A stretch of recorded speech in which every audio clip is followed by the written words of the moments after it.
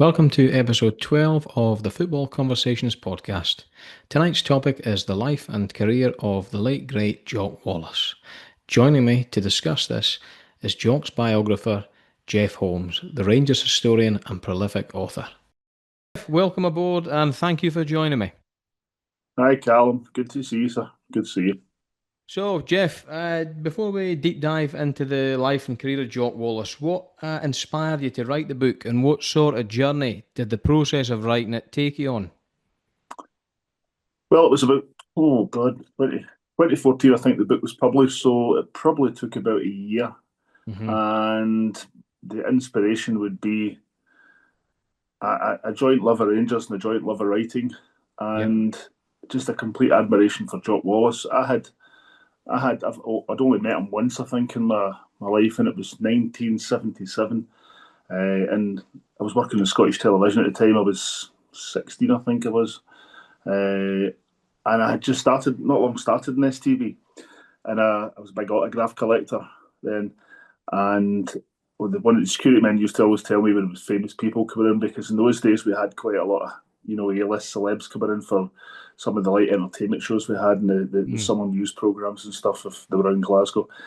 So the security man took great delight in telling me that the whole Rangers team were coming in one day. In those days, there was no internet, obviously. So what they would do is they would hire out the conference room in Scottish television, and they would get a couple of videotapes of future European opposition, and that's how they would analyse them. They would go in and sit there, and they would get tea and coffee and sandwiches and stuff, and they would sit and watch the tapes of the opposition, and the manager and coaches would point out, who was going to be marking who was up against who. So it was I know it was quite primitive at the time, but it was just the way it was done. And that morning, I was really excited, but I get sent out on a job, and I get back just after 10 o'clock when they were coming in, and the security man looked at me and says, "I told you it was 10 o'clock. They're all in the room." And I dejected seconds. I went to walk away, but seconds later, a taxi screeched to a halt outside the front door, and Jock Wallace come bounding out. And I thought, I'm 16 years old. This guy's an absolute man mountain. Yeah. And he's running. He hated being late for anything, apparently. He's running towards the front door, shouting as he comes in, "Jock Wallace!" And the security man says, "On you go, Mr. Wallace." And I thought to myself, what do I do here? Do I stop this guy and get a brand new autograph book and not a sign in it? Do I stop him? Risk getting run over like a herd of elephants? And I said, "Oh, come on, this could be a one-off." So I said, "Mr. Wallace, excuse me, could I have your autograph, please?" And he sort of skidded to a halt on the tiled floor. And he said, "Aye, of course, son, of course, son." And he opened my autograph book and handed him, and he said, "Well, you've not got many autographs, have you? Did you not get the players?" And I told him the story. He went, "Come on." And he took me through to the conference room, and he says, "Right before we start, we've got what's your name, son?" And I says, "Jeff." "Jeff needs some autographs. He's not got any autographs in his book. He's a poor soul. Sign his book for him." So the players all did, and that was me. I was made, because I'd been going to see Rangers since I was 10. Lived in the sort of north end of Glasgow, and Rangers on the south side, and I'd walk to Ibrox from Maryhill, and use my money to get a programme and try and get a lift over and stuff like that. So it was a great adventure, even going to home games then. So Yeah. Rangers, that was just the sort of pinnacle of my life up until that point. And I was only 16 and a half, but that was it. And from then on, Jock Wallace has just been, it was a massive figure. To me, he was such a really great guy in my eyes, because of what he'd done. He had this terrible, fearsome reputation, but turns out, partly a myth. Yeah. Well, so when you actually got into his life and his career, how did his formative years shape his character? Well, he was quoted as saying that he was, when he was younger and growing up in Wallingford and East Lothian, he was a loner. He was popular enough at school, and he had friends, but he preferred his own company, and he could sit for ages himself, reading or doing different things himself. And he says it wasn't until he was drafted. I think it was the King's Own Scottish Borderers he was drafted into, and he fought in the Korean War. He's seen action in the Korean War, Yeah. and he says that taught him that, in life, you can't just go it alone. You need people around you. You need to be part of a team, because your life is literally in their hands. Yeah. And I think he took that ethos into the football Yeah. field as well. Although obviously it comes nowhere near the theatre of war, But No. the camaraderie and the man management, I think he learned a lot of that in the jungle. And he spoke Yeah. about his time quite often in the jungle.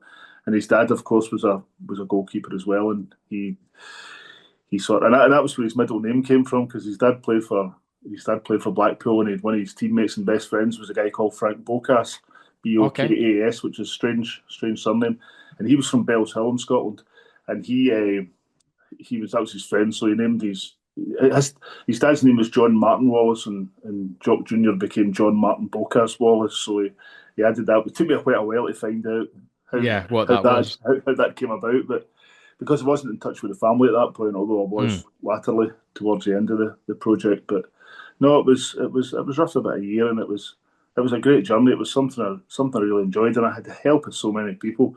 Yeah. Every time I spoke to somebody about Jock, they just had nothing but good to say about him. Yeah. They had nothing. It was just it was such let's just say, made quite an impression on people. If you met him, Yeah. he left an indelible impression on you.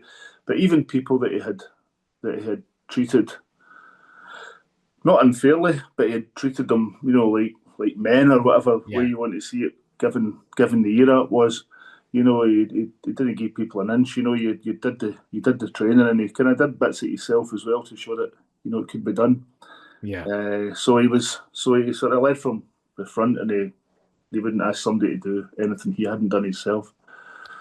As a player, Jeff, how highly rated was he, and what were the highlights of his playing career? And I suppose as well, you often hear about guys who go on to be successful managers. People Uh-huh. will talk later on and say, "Oh yeah, we could see his leadership and his tactics and everything." Was there any clues in his playing career that he would have the future in management ahead of him? I would say absolutely not, but he had his dad had his dad was one of he played for Blackpool for the biggest part of his career, and he played a few hundred games, Yeah. and I suppose a bit of a Blackpool legend in that respect because he was as I say, he was a goalkeeper, but he was very, I wouldn't say stubborn, but he knew his worth. And one year when Blackpool wouldn't pay, he says, "Well, I'll leave," and they didn't think he would, and he called their bluff and he left. Yeah. So he was all looking out for himself. They'd come from the mining villages, and where people had to be a bit tougher. And Jock, I think, had that same character even back then because he played for Berwick Rangers when they knocked Rangers out of the Scottish Cup in 1967, which probably ultimately led to Scott Simon being sacked as manager. But it was the biggest shock then. It's still talked about now. As soon as there's a shock, we wheel out the 1967 Yeah. Berwick 1 Rangers 0, and Jock Wallace was a goalkeeper at that time. Yeah. And it's even said that Willie Johnson, the great winger, told me that one. I think it was Willie Johnson that he came out for a corner and he just punched anything that was in front of him. And I think wee Bud got it, knocked to his teeth out. So Jock was uncompromising. He was just such a huge presence, and he commanded that Berwick Rangers defence, and probably was a catalyst for that win because he just instilled so much confidence in the people around about him. He also played for Hereford United, and he had that. I think it was West Bromwich Albion he'd played for, and even there, he says he wanted more money. Yeah. And they said no, and so he moved, but he couldn't move to another English team. He couldn't move to another football league team, so he went non-league. Such was the streak in him that wouldn't let MD take advantage of him. Think he was getting messed about, and he played out his career in the non-league because of that. And then he got into coaching at Hearts. Right. He got a really good job at Hearts as a coach, an assistant manager, and he did really well there. And that's where Willie Waddle, the Rangers manager, spotted him and spotted his qualities. Well, I was going to say, when he kind of started out, am I right in saying he started out at Berwick? Is that right? Yes. As a coach, yeah, because I found when I was reading the book and doing a bit of research on him, football always throws up these bizarre coincidences, and I honestly, maybe it's my own ignorance, but I couldn't believe it when he was the goalkeeper in that game. For I just couldn't believe it. I thought it was, I can't believe this passed me by for years, but it did. But I wish it passed me by. yeah, what was his early reputation like as a manager? What were his results like? What were his kind of early methods? What was the young management Jock Wallace like? I don't think there was anything truly special about it. I mean, he was, so many players so many high profile players that have played with him and worked with him over the years said that one of his greatest qualities was his man management skill. He got the best Yeah. out of players. Hmm. Tactically, no, he probably wasn't the best, and it would be the usual, the 4-4-2. It Yeah. was just after the five forwards and stuff when it became a bit more regimented 4-4-2, which probably suited Jock. But he got good results, and he Yeah. had a degree of success. Hmm. But perhaps if he hadn't, it's difficult to say. Because you look at this, you look at the success he had at Rangers, and you think, he did. He's now arguably one of their greatest ever managers. And I know Yeah. that's when you look at guys like Bill Struth and Walter Smith and William Wilton. You know, only a fool wouldn't put him in the Yeah. category with these guys. So he didn't just sort of magic these special powers overnight. This was Yeah. obviously building up to it, Callum, all through his playing career and his coaching career. Yeah. He was. I'm not completely sure what his sort of tactical DNA was Hmm. his early clubs, but I know that he progressed sufficiently. He Yeah. was obviously noticed for what he was doing at Berwick and taken on by Hearts and stuff, and he was noticed that he was doing some good things at these clubs, and he was sort of progressing up the ladder quite, fairly quickly. Yeah, I was going to say I was a wee bit surprised when I read that he went from being kind of number one to number two, number one at Berwick, then to Mm-hmm. kind of number two at Hearts. But was that Yes, just seen as, even though it was being a number two, just a big step up for him? I would say definitely progression. Oh, Hmm. absolutely. And also coming from the East Coast, it would be seen as obviously one of the big two in Edinburgh. Yeah. Uh, and he was, even, I mean, I spoke to Alfie Conn about this, and Hmm. Alfie was born Preston Pans, which wasn't that far along the coast from Jock. Hmm. And he said even back then, there was lots and lots of Rangers fans in a lot of these East Lothian Yeah. towns, and the supporters buses running from them. And Jock, by all accounts, had a real affinity for Rangers, even when he was a kid, Yeah. just like Alfie had, and like the great Jimmy Miller from East Lothian had as well. So there was a lot of it about, and I'm sure he would have at one point thought, how far can I go on this Yeah. journey? And knowing how he approached the job at Rangers, or his subsequent jobs at likes of Motherwell and Leicester City and stuff, he would have thrown absolutely everything into it. Yeah. Everything into it. I mean, Alec Totten became his assistant at Rangers later on in his second spell, and Totten says he just had an incredible work ethic. He had a Yeah. great way with people. He could get the best out of people. And again, Tots, who was really friendly with him, said probably wasn't known for his as a tactical genius, but he knew how to set up a team, and he knew the players he wanted for that team, and he knew how to attract players. Yeah. And then all of a sudden you've got a guy that's got a bit of standing in the game, and people want to come to the club and people want to play for him. And I think it Yeah. showed. It showed in the number of the. I spoke to every single one of the Barcelona Bears Rangers team, the 11 of them. Spoke to them all, and out the 11, and not one had a bad word to say about him, and just No. said that he was just so good with people. And Yeah. he was one of these guys. I mean, Alfie Coyne told me that one night Alfie had a bad injury, and he was with Motherwell at the time. Yeah. And Jock Wallace was named new manager of Motherwell, and he came in, and Alfie was injured, and he says, "Where's Con?" And he says, "Oh, he's in the house. He's got a bad injury."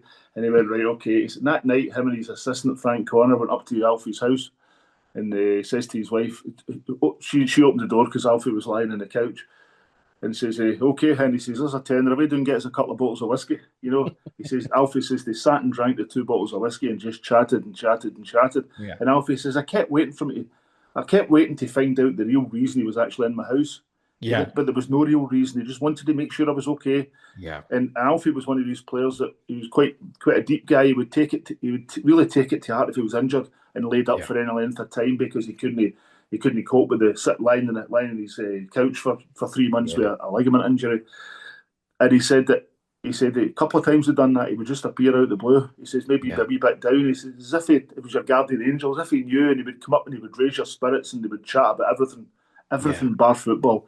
They'd chat about how they'd come from areas nearby each other in East Lothian.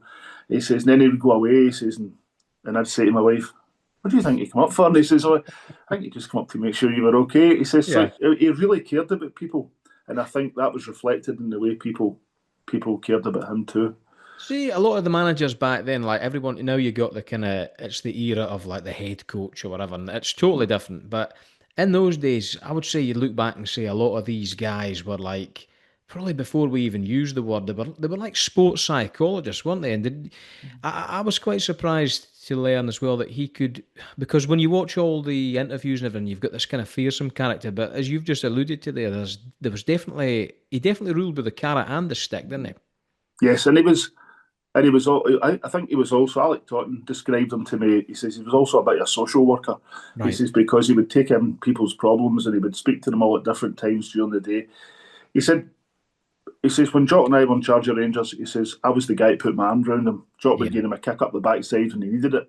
He went, but he also knew when his players needed a helping hand as well.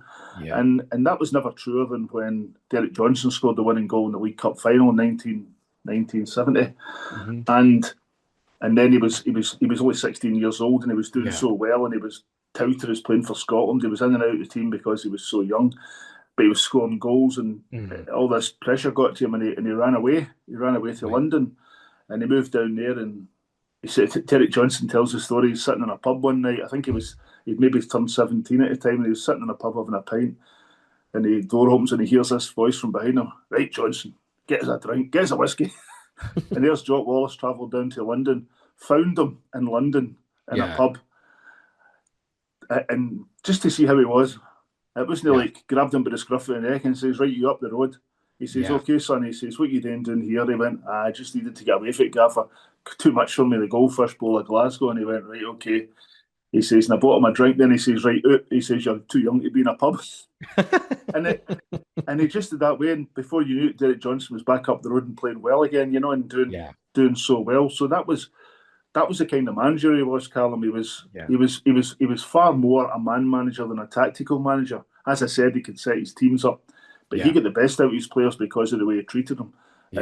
And listen, he would be no tactical slouch either. He must have known a good bit about it. Because bearing in mind when he took over from Willie Waddle, and just before that you had the likes of David White and Scott Simon, and guys like Scott Simon sat in the stand, and once the players were on the pitch, it was the manager that was in charge, because that was the way. Even Bill Struth, remember David wrote a book about David Meiklejohn, and David Meiklejohn was quoted as saying, "As soon as I run over that white line," he says, "I'm in charge." He says, and if Mr. Struth tries to shout instructions, he says, "I'll walk off the park." Yeah, but that was the way it was then, and you're right to bring up the sort of the changing landscape within managers and coaches, and the way it's all, call it progression if you want, but the way it's all went. I mean, general tactics have changed, and general formations have changed over the years as well. I'm currently writing a book about the Rangers team of 1898-99, and it's interesting to see how the formations have changed over the years, and not so much tactics, but the formations. And it's 5 forwards, although 2 are inside forwards and 3 are forwards. You get 3 in the middle. The centre half, the Rangers centre half at that time was 5'3". So it wasn't really a set. You only really two backs, a right back and a left back. So it's interesting to see how things have changed. And I don't know how other sort of Scottish First Division managers were going about their business in that time. I think Jock Stein was sort of credited as being the first tracksuit manager, or so. So it's widely spoke about. Jock Wallace wouldn't have been an awful lot different, He got the tracksuit on, and he got out in the training pitch with the guys. Even though, as you said, a manager's job was different then, because a manager sort of ran the club. Yes. Like Alec Ferguson, when he went to East Stirling and then St Mirren, he was in charge of the club. Yeah. Nowadays there's, as you said, director of football, and there's directors who are in charge of these things, but the manager then sort of ruled the roost. In the manager's office at the top of the marble staircase at Ibrox, there was a wee light, and you were told to, if a player was sent up to the office to speak to the manager always made sure the light was at red and he couldn't go in, and he had to wait for ages until until it changed to green. So I was going to say I was surprised that it went to green actually, but I know I thought it might be blue. yeah. Well, it's all changed, and it's just like life. Everything's so different. Yeah, it's amazing. It's a bit like going to the headmaster's office or something those days. Oh, 100% worse.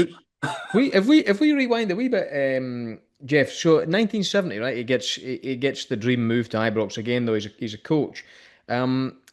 What were his kind of credentials that Rangers were looking at then? And was there actually a long term plan for him to replace Wardle, or did it just kind of happen that way?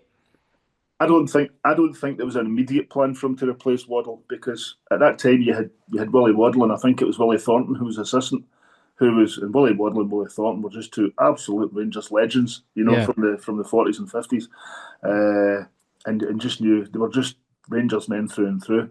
So you had these two guys, and then you had the reserve team, and you had a sort of manager of the reserve team, and whatever a trainer. A trainer was usually the guy that got the guys out onto the pitch and made them run for 3 days or 4 days before they see the ball. But Willie Waddle was a wee bit ahead of his time, and I think he was looking at things in a different light. Mm-hmm. He was one of the, apart from Paul Le Guin, I think, who lasted about 40 days, or was that Liz Truss? I can't remember. It was Willie Waddle wasn't there an awful long time as manager. He was obviously a player, and he was a director, and he was general manager, etc. But I think it wasn't long. I don't think Jock Wallace was at Ibrox long until Willie Waddle noticed his potential. Yeah, and that has to be a massive credit to Waddle, because Wallace realised that potential. Waddle's obviously noticed it. I mean, managing an institution the size of Rangers, I don't think they just give that to anybody. No, sorry if we can take the last 15 years at that. But in those days, it was a massive job. It was a huge job. And it wasn't until the likes of Alex Ferguson and Jim McLean knocked it back that it was, it was a sort of holy grail of managers. But I think Waddle's looked at Wallace and looked at Wallace's input, and you see there's great pictures of Jock Wallace on the training on Espanyol's pitch ahead of the European Cup Winners' Cup final in 1972, and Waddle's just standing looking. And Wallace is out there, he's directing the traffic, and he's telling everybody exactly what he wants him to do, and he's just taking control. And I think Waddle's looking at Jock Wallace and saying, this is the guy, this guy has no fear. He knows his stuff, he knows his football. He hasn't come through the highest echelons of the game. He knows his football, and he's sort of, done a good job at Hearts, and now he's with us, and the players respect him, and he's doing things. He was doing things the way Willie Waddle wanted. Willie Waddle would tell him how he wanted things done in the training ground, and Jock Wallace would do it. Willie Thornton I think he was just there to drink tea and wind people up. Apparently a great character, Mr. Thornton. But Jock Wallace, you have to say that Jock Wallace took his chance, took his opportunity, grabbed it with both hands. I'm at Rangers Football Club. This is a big job. I'm working under Willie Waddle. We're doing well. We've won the European Cup or whatever. And then it's just after the Barcelona game that he's named as manager. So there wasn't a lot of time in between that, Callum. But Willie Waddle obviously knew he was a real deal. Yeah, I've got an image in my mind of that. There might be a picture in your book actually, like you said. I think it's the build up to the final, and he stood there. He's got the red tracksuit on, the full red, and the players have got the blue and white on. How did he get on with Waddle? How did they two get on with each other? I'm not so sure. I mean, Willie Waddle was apparently a really tough character, and I've spoke to a lot of people that knew Willie Waddle and said he was quite a stern man. Yeah. Didn't show an awful lot of emotion at times when he was speaking to people. Went in there and got the job done. To him, it was a job, and he just got the job done. Got on with people okay. I don't think there was, like, when Jock Wallace got the manager's job, I've heard so many stories of him. He would tell them, and players have told me that he would make sure they all went to the supporters clubs, and they would go out into different supporters clubs, and they would stay for the night, and there would be a player of the year presentation with a bit of cultural singing, and some drink partaking, and then they would all get poured into a taxi and go home. I just could not imagine Willie Waddle doing that. Now, no. I'm not saying he didn't ever go to any functions or anything. He probably did. Yeah. But Jock Wallace was a fans man. He was a bit more of a man of the people type thing. Yes, he was. Yeah, and whereas Willie Waddle was when you just look at Willie Waddle, you can see how stern he looks, and he puts his glasses down, Yeah, his yeah, yeah. half-rim glasses, and you run away. You kind of But got the old meeting the new there, haven't you? I think you're right, and while they worked well together, Yeah. they sort of they blended together and they had a wee bit of success. Well, certainly, still were only ever European trophy. Yeah. I think it was Willie Waddle. I mean, as I said, great credit to me. He obviously knew Wallace was his man, and he did not waste any time in passing the baton. Yeah. Yeah. Well, actually, I was just going to go into that. There's a lot going on at Rangers in the 70s. There's obviously the horror and tragedy of the Ibrox disaster. There's the glory in Barcelona. And then there's obviously in the background the kind of seemingly immovable object of Celtic totting up a run of titles. Um, when Wallace assumed the kind of the big chair from Waddle, what was top of his agenda? What was his remit? I had to be this. I had to be domestic success. Yeah, There was, Celtic ruling the roost, and ultimately Jock Wallace would be the man that stopped it. yeah, He put a stop to it, and I know they would win two trebles, and it was only a couple of years between the trebles. But I think arguably he built two different teams, and he built two different teams in completely different styles, and both of them were really successful. And I think from the day and hour that Jock Wallace was appointed as a manager, he was the proudest guy in the world, and he yeah, thought he set about it. He just failure. The word failure just wasn't in his vocabulary at that point, and I think he still had all the old players from Barcelona and stuff, and a lot of them were still relatively weren't over the hill by any stretch of imagination, and he got a tune out of them.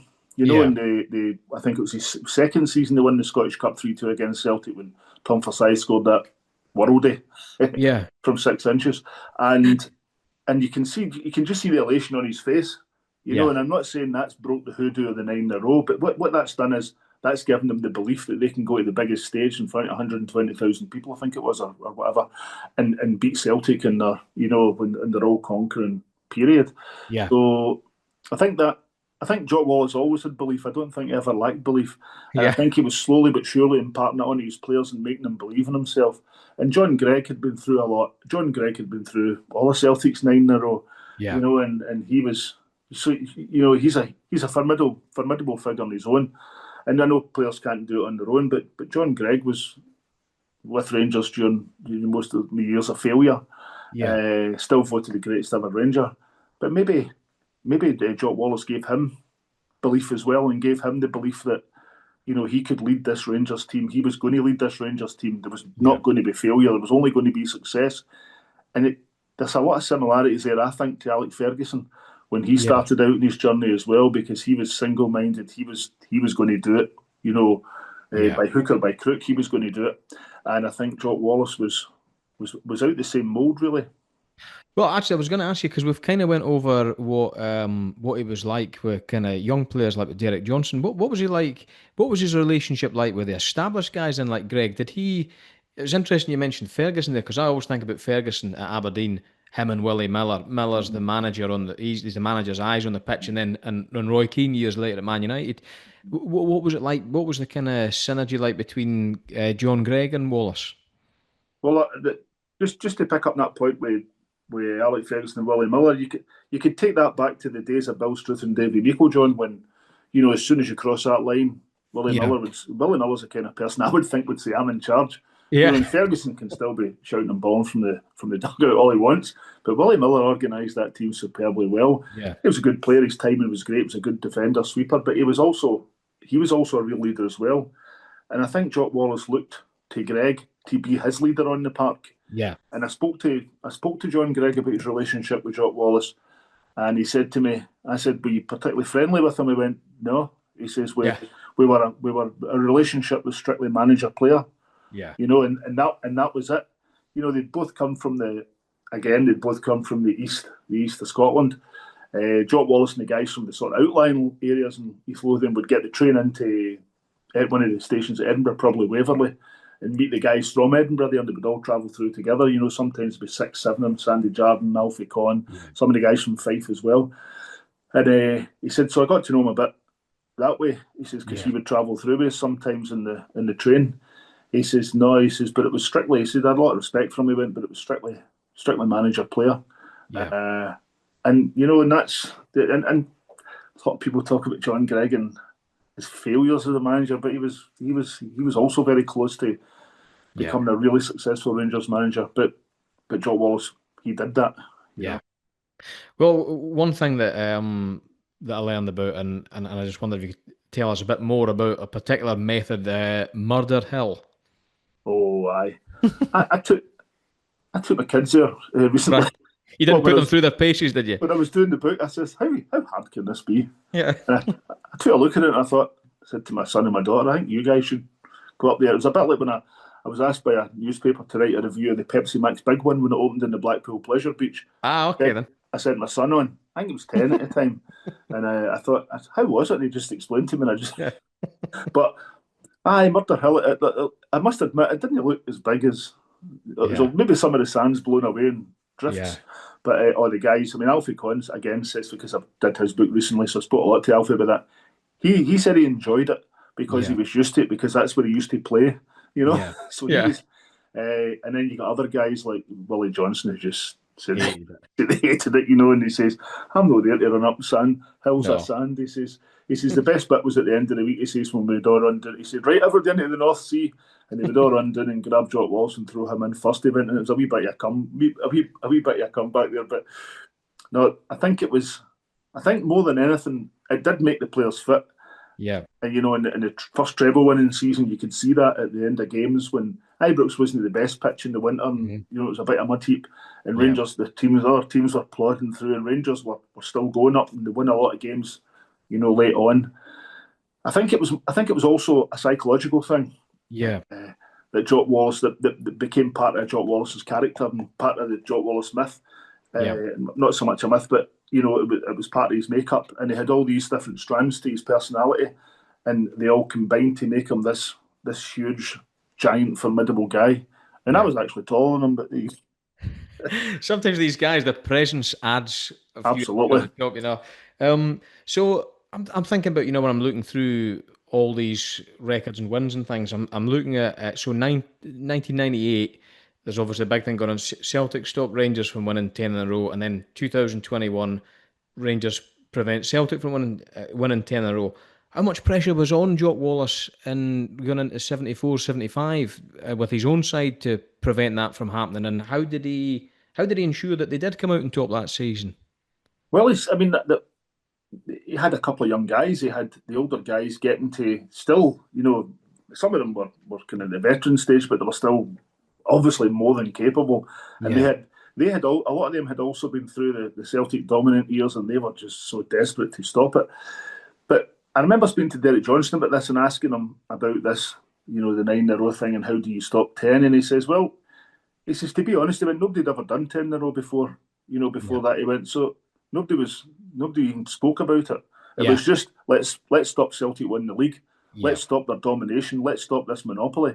They had 9. If they'd got 10, they wouldn't have spoke about 11. It was just, it's just the number wasn't relevant then. But it's only because they did it and then we did it and then, you know. And then it became a thing, really. That's right. It wasn't a thing then. And I always remember John Greig saying to me, he says, a lot of people talk about Jock Wallace as his great character, you know, his character this, character that. He says, you know, he got a battle fever on and all that stuff. He says, let's be honest, he went, you need a lot more than character to be manager of Rangers.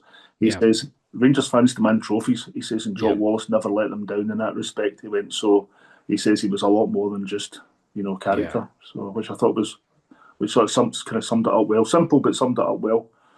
No, that's true, because I always find that when people talk about managers, you know, a lot of time people are going about passion. You do need passion, but there's thousands of folk with passion in the stands. You've got to have a bit more, haven't you? You've got to have a bit of acumen, a bit of insight, and definitely, you know, all that. Definitely. And I think that's something, Callum, that comes through from whether you're successful or not as a young manager or a young coach. I think it's something you just pick up, and it's just, and you obviously gain confidence as well. Jock, quite a confident guy, but he's obviously gained confidence from the steps he's made in his own sort of managerial career and coaching career, and it's culminated in his first spell at Rangers when he was just ready to, you know, to win things and do things properly. Yeah. So 75, 76 and 77, 78, I think I'm right. Jock delivers 2 domestic clean sweeps. How good were these Rangers teams, and was this peak Jock Wallace? Oh, without a doubt, Pete Jock Wallace. But to do it the first time, I think, people spoke about the Celtic team. That was the 10 was a bit beyond them because they'd won so many and they were all getting to a certain age. But that's nothing to do with Rangers. That was up to the Celtic manager to make sure he was blooding new players, Yeah. which I'm sure he was.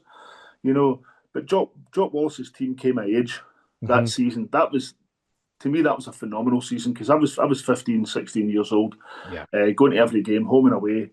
Phenomenal season, and you just knew that after the sort of turn of the year, you just knew there was something there that was going to happen, and Yeah.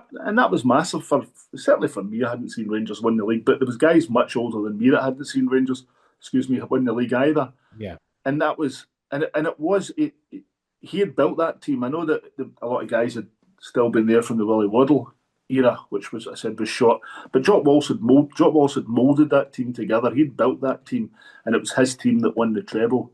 Yeah. And then his team was a wee bit over the hill after that. And even though there was only 2 years in between it, he then builds a second team and he buys guys like Cooper, Russell, Gordon Smith, younger guys at 100,000, 65,000, etc.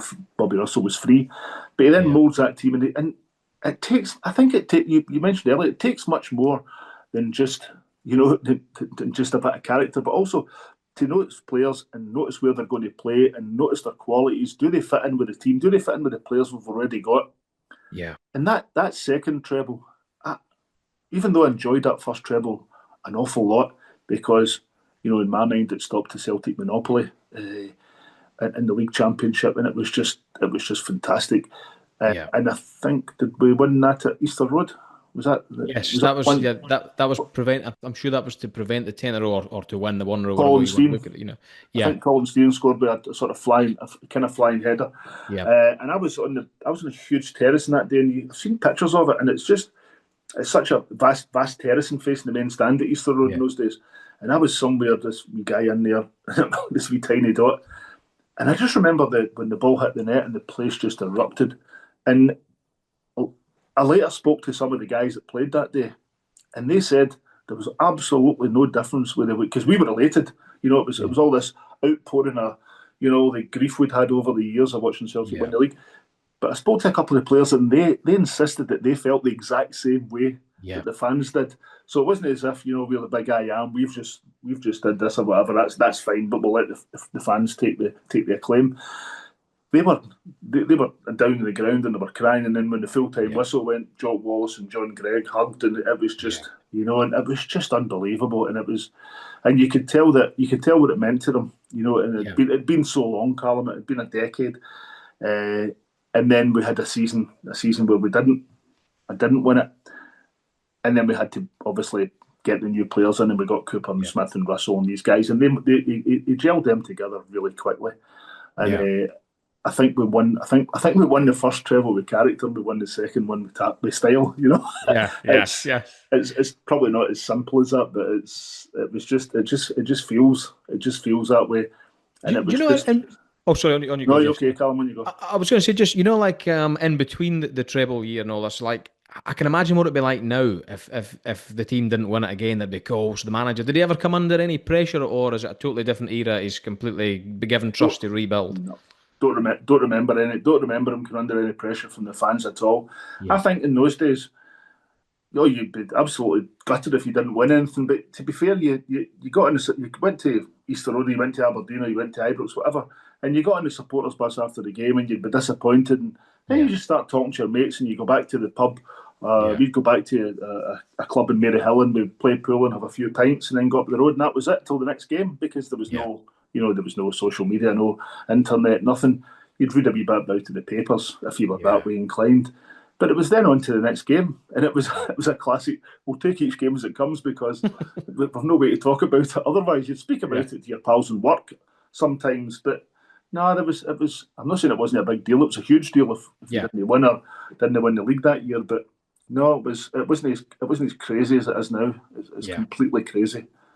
So Jeff, you said that they won the second treble with style, but there's a big shock about a fortnight later, Jock Wallace resigns as Rangers manager, and he vows that he'll never reveal his reasons for doing so. He takes that to the grave with him. Did you ever come close to unraveling this mystery during any of your research? You know, I've got really close to his family. I got really close to his wife and his son and his grandson, and I got really close to Alec Totten, who was his assistant for a couple of Yeah. years. And I still meet Alec Totten every 6, 7 weeks. We'll have lunch, Hmm. and every time we have lunch, I ask him, and he says, "I'm really sorry, Jeff." He says, "I think the world of you, but Jock asked me not to say anything," and I'm like, and during the course of my research, I spoke to a journalist called Graham Clark, Yeah. who wrote a book in, can't remember when it was, but it was a wee kind of thin book, and it was Football's the Wallace Religion, and which was absolutely fantastic. And I spoke to Graham, and Graham knew Graham had become really friendly with Jock, and he went, "I'm so sorry, Jeff. I can't." And I'm like, "Oh God, no, I didn't find out, Callum." But what I'm going to do is I'm going to take Alex Totten somewhere really nice, Yeah. and I'm going to try and get him drunk. Even Yeah. though he's right, I'll drive him. I'll drop him off at home. I need to find out because it's not right, is it? Maybe one day it'll come. Alec So, Totten told me he would take the secret to his grave. So there you oh go. well, you never know. Like you say, drink can have a thing on people. But so he has a kind of up and down spell at Leicester. There's promotion there. There's also relegation. One thing I read about that kind of shocked me was that at his time at Leicester, he actually came really close to signing Johan Cruyff. Aye, And aye, I'd heard those about two that. seem That's right. like oil and water to me, but apparently had a real reverence for Cruyff. It's aye. I mean that I think that well, everybody knew about Cruyff, and Yeah. everybody knew about skills, but it sort of it sort of turns ahead on the myth that he was just about character, doesn't it? Because he Yeah. obviously wanted guys to play football and entertain as well. Yeah. And sometimes people can get pigeonholed with some title or some description. But I mean, Cruyff would don't much. Yeah. I mean, I was watching a thing of a couple of years ago with Gary Lineker on Leicester, on talking about Jock Wallace. Sorry, he says, and he got him in the. He said for some reason he's going off in one. He's going crazy and he's shouting and bawling. He's a useless and He says no. Gary Lineker says all I did was look at him. He says and he just come over and he went, and you lazy wee, and he's pinned him up against the wall. And Gary Lineker said, I wouldn't have minded, but we were 2-0 up and I'd scored the 2 goals. And then he said, but I loved Jock Wallace. I Yeah. loved him, and I spoke to a guy, Alan Young, at Leicester, a Scottish striker, who was sort of tasked with looking after Lineker. And Alan Young said to me that he says, if he's ever feeling really down, he says he talks to him. Yeah. Even this is well after Jock had died. He says he talks to him. He says, and I find comfort in that. He Yeah. went because he was a great man, Oh, and you think to yourself, I think he must have been really special, and he's also very clever, wasn't he? Because yeah. you've got Ali McCoy says he's for the book. When I interviewed him for the book, he said to me, he said I was really struggling. He says at the start at Rangers, he says, and I was going through a bad patch. He said, and Jock Wallace shouted me into the office, and he says to me, "Right, McCoy," he went, "Cardiff are after you. Cardiff City, you know them?" He went, "I know them." He went, "Right, okay." And Ali said, "Okay." He went, "So are you going?" And he says, "What do you mean am I going?" He went, "Well, they want to sign you." He says, "Are you going to let me go?" And he went, I'm asking you, are you going?" And he went, "No, I'm not going." He says, "Now walk to that office." He says, and I thought, I'm going to show him. Yeah. He says, and I could just picture him years later sitting behind his desk smiling, saying, "Oh, well, that's got him going." And what did Aye. McCoy's turn out? It turns out he becomes the greatest ever goal Yeah. scorer for Rangers. And I'm not That's the saying that's all psychology, isn't down it? I'm not saying it's all down to Jock Wallace's shrewdness, Yeah. but it has to play a part in it. So there's Oh, small totally. things like that Jock Wallace doesn't. He doesn't reap the fruits of that labour, but Rangers do, and Yeah. that's what it's all about, isn't it? Absolutely. And he also says, well, one year we were really struggling, really struggling. He says and he decided he was going to take. We were out the Scottish Cup, so he's taken us away for a few days and we'd play a couple of games. And we thought, Spain, here we come. He says he took us to Iraq. He says he says there's a war going on. He says the day after we left the bombed Baghdad airport. he says, and we had forgot all about our bad patching. But when we get back, he says we started playing better. he says he was just a left field guy. He Yeah. just thought outside the box, all the time. Yeah. So it's just, I mean, it's he's just one of these guys I think that had many facets to him. You know, Yeah. and he just, I don't think you can, is again, pigeonhole him as one, as just a guy with character. You've just got to look at him and say, you know, he was also a shrewd operator as well and got the very best out of people. Well, one thing that shocked me actually when I read your book, I don't have the exact quote to hand, I should have done, but it was a quote when he was, when Motherwell were trying hard to take him to Fir Park from Leicester.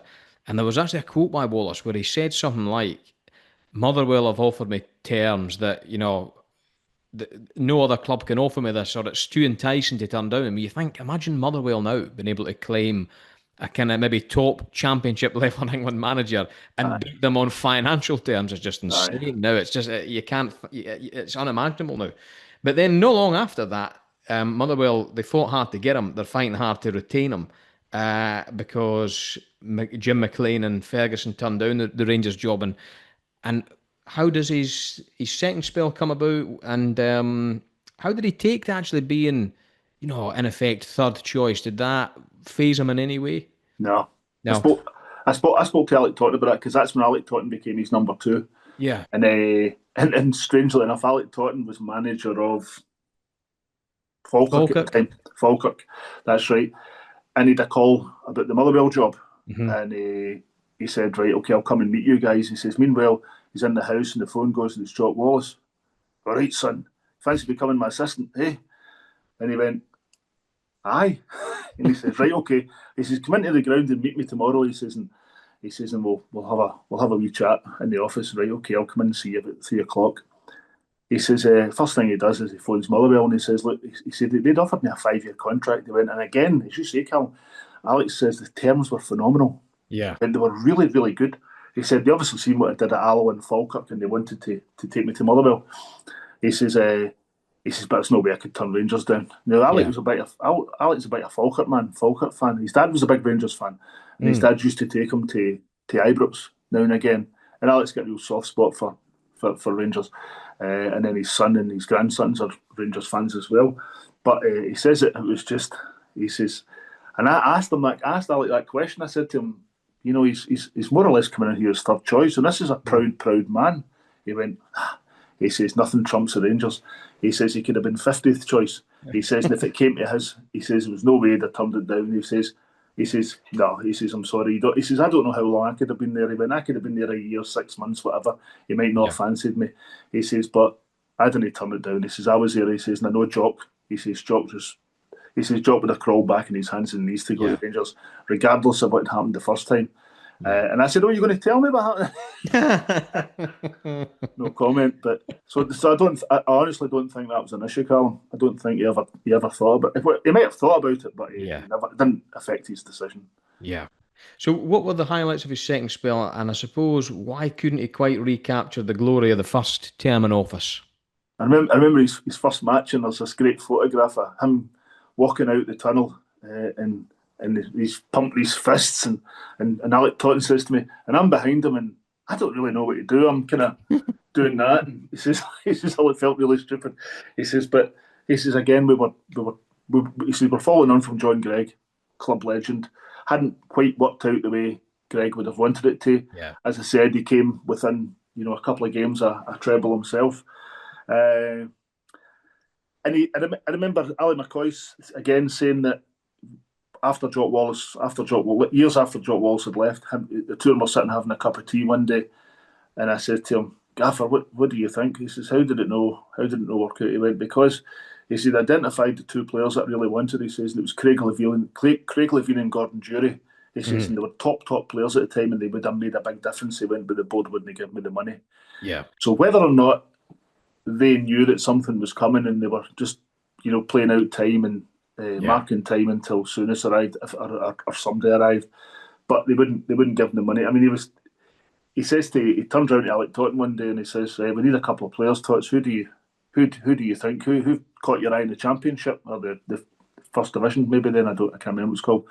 And he went, "I really like Stuart Monroe." He says he's good. Yeah. He says, "Well, let's go and watch him." And they went to an Alloa midweek game, and first half, and Wallace says, he looks really, really good." He says, "Go and do an offer the chairman 15,000." He says, "And see what happens." And he comes back up. He went, "That's it. He's our player."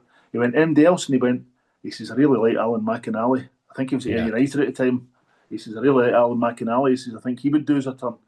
He says, but we really struggled to get the money for players. He says, and it was, and Tots said himself. He says if he'd been backed by the board and given the money, he says, I think he would have been a big success. He went because he hadn't lost any of his passion. He hadn't lost any of his love for Rangers. And it was only a few years after he left the first time, and he was just as hungry. Tots said he was just as hungry to revisit the success he'd had the first time.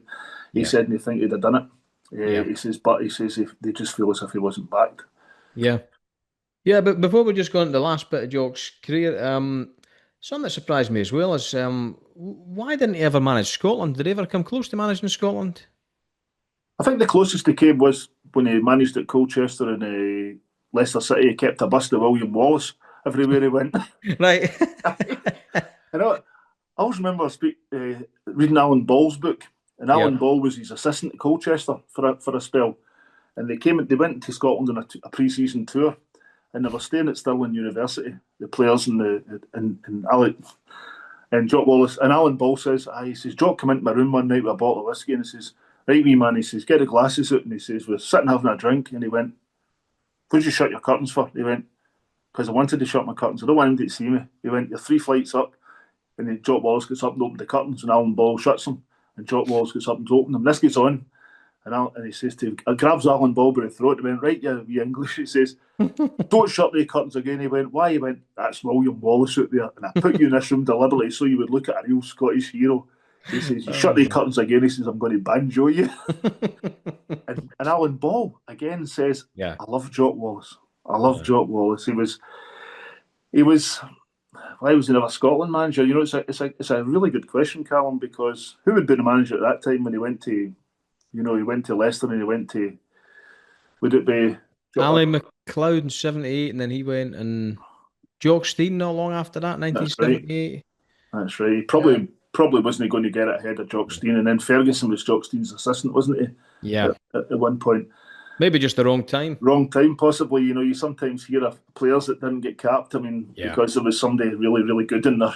Yes. in the team already. But I think he did a great job because he was such a proud Scotsman. You know, he loved Rangers, but he was a proud, proud Scotsman as well. And I think he would have taken that passion into the national job as well. Yeah. And I think he'd have been really successful in it. I do. Yeah, I think so. Especially when you say, you know, a lot of it's kind of that kind of motivational. A lot of that's in national football and everything, particularly kind of tournaments, qualifying, all that kind of thing. I thought it would have been good as well. Because I thought Walter Smith's spell in charge of Scotland was really passionate and really.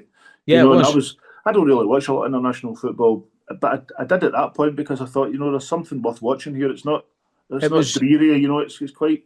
It was reorganised and re-energised. I think it was Walter Smith, Tommy Burns, and Ali McCoist. If I'm right, it was. And the three of them seemed to just, you know, bounce off each other. Yeah, no, it was good. Yeah. So his last two posts of management, a wee bit of a mixed bag with Sevilla and then Colchester United. In his final years of his life, there was a lot of sad things went on. I read about a mugging in Spain, that he got stabbed in Spain. Obviously, there's a lot more serious things going on than this, but I also was shocked when I read that he was chucked out of Ibrox by a security guard when he was at a game. That's right. He was apparently taken out. He was apparently taken out by Alistair Hood. Right. He asked to leave, and then he was, you know, again a very proud man, and his wife Daphne was with him, and it must have been really, really embarrassing. I cannot imagine under what circumstances something like that would have been allowed to take place, because apart from it being a major own goal PR wise for Rangers, it was just completely wrong. Yeah. And apparently, as he was walking by the members' lounge, he spotted somebody he knew, and he was talking away to them, and then Alistair Hood ordered 2 security men to come in. This is what I read in the papers at the time. Ordered 2 security men to come in and remove him, and that is just. Sorry, that guy should never have worked in Rangers again, you know, if that was true. It would never happen now. It would be like you say, public relations in those days. You got a lot of maybe bitter egos, rivalries, whatever, that would come first. It's quite sad, isn't it? But then you see him paying in to get into a match, and he's in he's in the crowd, you know, he's just a face in the crowd, isn't he? Yeah, it reminded me of a sad thing as well that I read about that Bobby Moore once got turned away from a West Ham game Is that right? at the thing, My and God. he done a similar thing. He was in the crowd, and you just can't believe it. But Mm. I suppose then, so after raising so much money and awareness for Parkinson's disease, he passed away sadly in 1996, aged only 60. Um, in all your research for the book, Jeff, what did you learn about the man, not just the football man? Speaking to I became really friendly with his son John and his grandson John as well. And I mean, John, Jock's son John stays in Spain and he works over in Spain, so he's never really left there. But he's been over a couple of times and I've met up with him, Hmm. and he's just spoken almost reverential tones about his dad, and Yeah, he's just it is.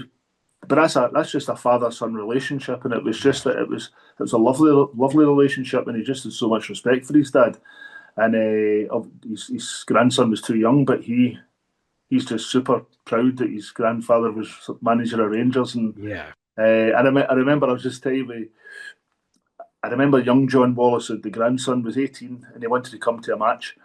And I spoke to John Gilligan, who was director at the time, and I says to John, I says, listen, I says, I've got a boy, uh, young John Wallace. I says, Jock's grandson. He went, oh, Jock's grandson. I says, I says, he's asked if he could meet the players because he mm, wants to get some signatures and stuff.